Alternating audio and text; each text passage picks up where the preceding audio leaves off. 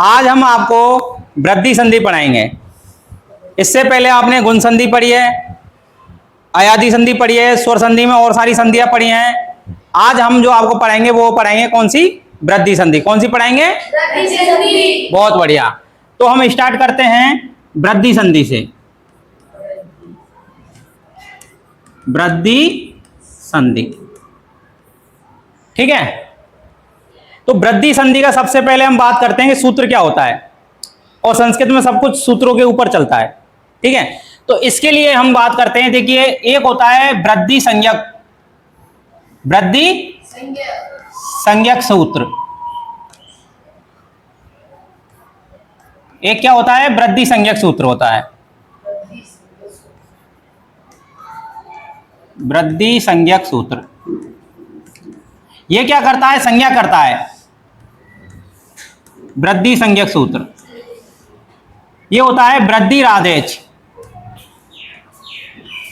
वृद्धि राधेच, ये सूत्र होता है हमारा वृद्धि राधेच। ये क्या करता है? वृद्धि संज्ञा करता है। ये क्या करता है? हमारी वृद्धि संज्ञा करता है। तो इसमें जब हम खोलेंगे, तो इस सूत्र को जब हम खोलेंगे तो यहां से निकलेगा आपका वृद्धि विसर्ग, इस रे का विसर्ग हो जाएगा, ठीक है। इसके बाद में निकलेगा आपका आत और प्लस, प्लस क्या निकलेगा आपका? एच, ये वाला, ठीक है। इस प्रकार से निकलेगा। तो जब हम इसको बात करते हैं कि आत में से तय हट जाता है, अवस्था है, और एच प्रत्याहार में कौन कौन से वर्ण आते हैं? तो वो आते हैं आपके आई और औ, ये दो वर्ण आते हैं। तो यहां पर हमारा ये तीन वर्ण हो गए, एक तो आ हो गया, एक आई हो गया और एक औ हो गया। ये तीन वर्ण जो हैं, इन तीनों वर्णों की वृद्धि संज्ञा होगी, यानी इनका नाम होगा वृद्धि। समझ में आ गई? संज्ञक का मतलब नाम रखना। तो इन तीनों वर्णों को हम बात करेंगे आ, आई और औ। ये तीनों वर्ण क्या होंगे? वृद्धि संज्ञक वर्ण होंगे, यानी इनका नाम होगा, हम कहेंगे वृद्धि संज्ञक वर्ण कौन कौन से हैं? तो हमारे स्वर में से हम इन तीन वर्णों को बोलेंगे ये वृद्धि संज्ञक हैं, ठीक है। इसके बाद एक सूत्र होता है हमारा संधि विधायक सूत्र। कौन सा होता है? संधि विधायक सूत्र। यानी ये हमें संधि के बारे में बताएगा। किसके बारे में बताएगा बेटा? ये संधि के बारे में। ये सूत्र होगा हमारा वृद्धि रेची। कौन सा होगा? वृद्धि रेची। कौन सा सूत्र होगा? वृद्धि रेची। अब इसको भी अगर हम खोलते हैं, तो इसको भी जब हम खोलेंगे तो रे का विसर्ग हो जाएगा, तो ये हो जाएगा वृद्धि ही। ये क्या हो जाएगा? वृद्धि ही। और यहां से अगर हम रे हलंत में से निकाल देंगे तो यहां क्या बचा? एच बचा। क्या बचा? एच प्रत्याहार, ठीक है, एच प्रत्याहार।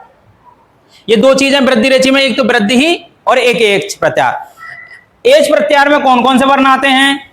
तो हमारे आते हैं, देखो ए प्रत्याहार की जब हम बात करें तो माहेश्वरी सूत्रों में से प्रत्याहार आते हैं।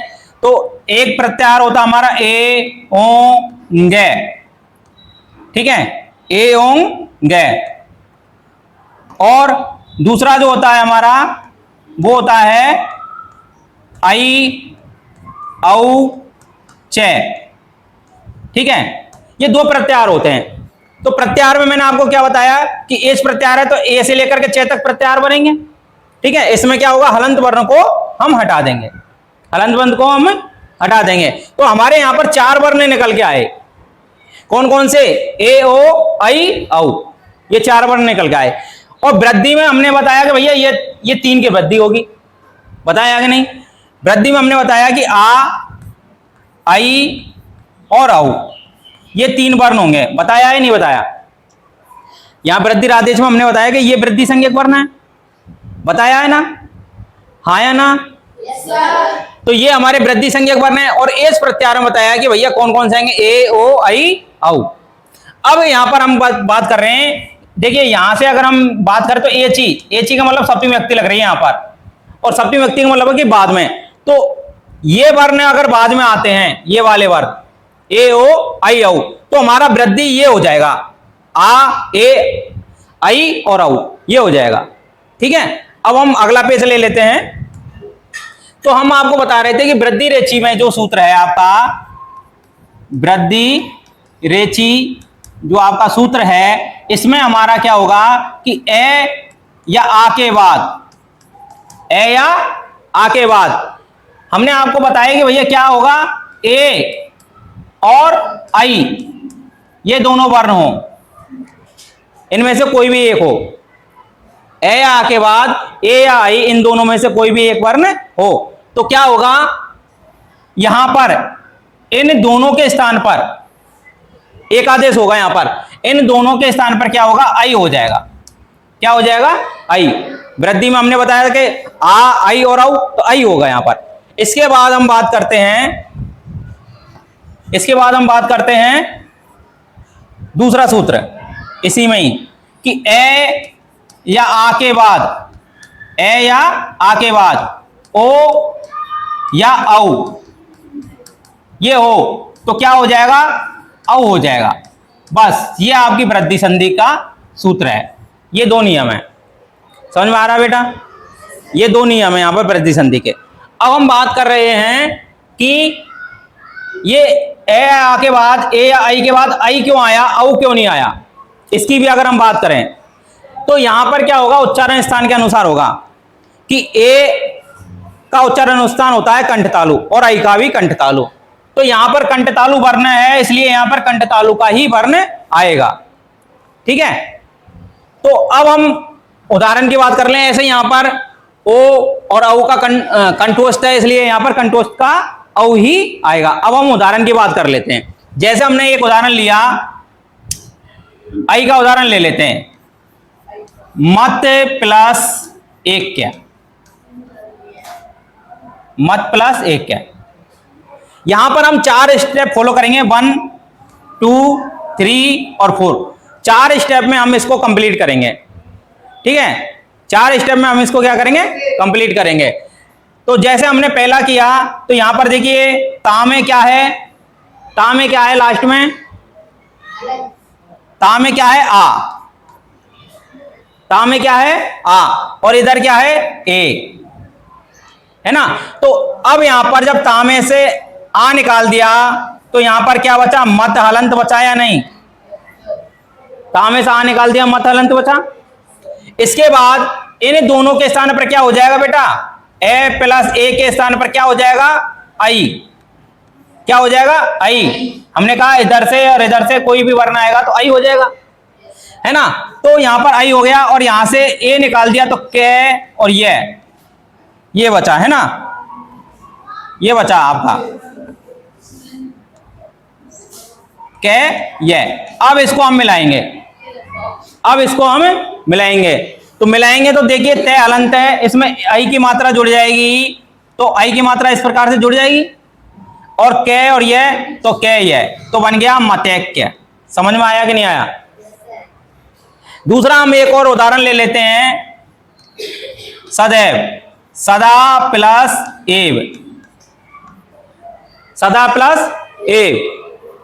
अब मुझे ये बताइए, यहां पर पहला पद ये है और दूसरा पद ये है, और पहले पद का अंतिम वर्ण क्या है, पहले पद का अंतिम वर्ण क्या है, बताइए क्या है पहले पद का अंतिम वर्ण, आ। बहुत बढ़िया, पहले पद का अंतिम वर्ण है आ और दूसरे पद का पहला वर्ण है ए, है।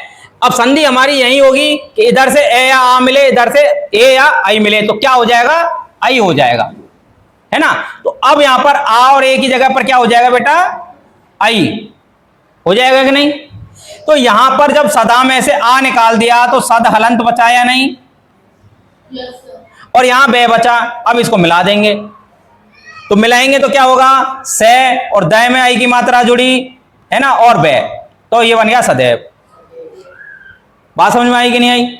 ऐसे ही एक और उदाहरण ले लेते हैं ओ का, है ना। जैसे ले लिया हमने महा प्लस औषधि, महा प्लस औषधि,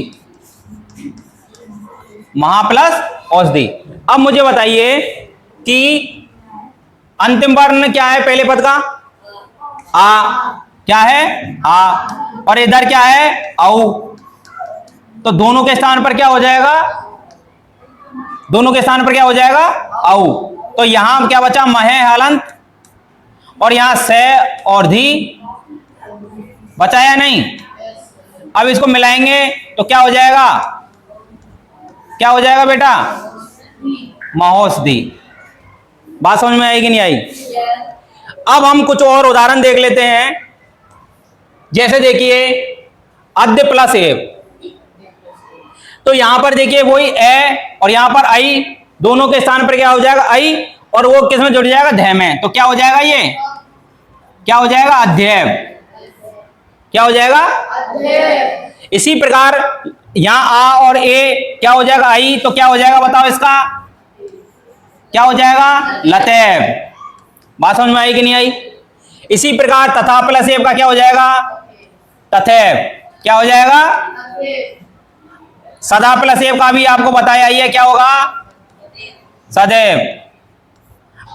इस अब देखो देव प्लस ऐश्वर्यम क्या हो जाएगा, ए प्लस आई का आई हो जाएगा, और वो आई की मात्रा किस पे लगेगी, बे पर, है ना। इस प्रकार से देवेश्वर्यम। इसके बाद में वही ए प्लस आई, तो आई हो जाएगा, क्या हो जाएगा बताओ, बस हमें मात्रा लगानी है मैं पर, है ना, आत्मैक्यम। अब देखिए वन प्लस औषधि, जैसे मैं औषधि बताया था, ए प्लस ओ बराबर ए प्लस औ बराबर औ, तो क्या हो जाएगा, वनौषधि हो जाएगा कि नहीं, ने पे ही तो लगेगी मात्रा। इसके बाद गंगा प्लस ऐसा क्या हो जाएगा, बताओ क्या होगा, गंगैसा, है ना। यानी इस आ और आई की जगह पर आई होगा, तो वो गए में लगेगी, है ना, तो गंगैसा। इस प्रकार से हमारी वृद्धि संधि है, इसमें ओ और आई का ध्यान रखना है, और उससे रिलेटेड हमें और भी उदाहरण जो भी आते हैं वो आपको क्या करने हैं, कॉपी में उतार के लाने हैं और करके लाने हैं। ठीक है, आज के लिए इतना ही, धन्यवाद।